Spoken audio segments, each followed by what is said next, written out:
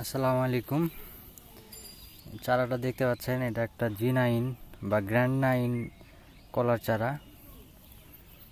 এটা ইসরায়েলি একটা জাত কলার। দেখতে পাচ্ছেন চারাগুলো মোটামুটি অন্যান্য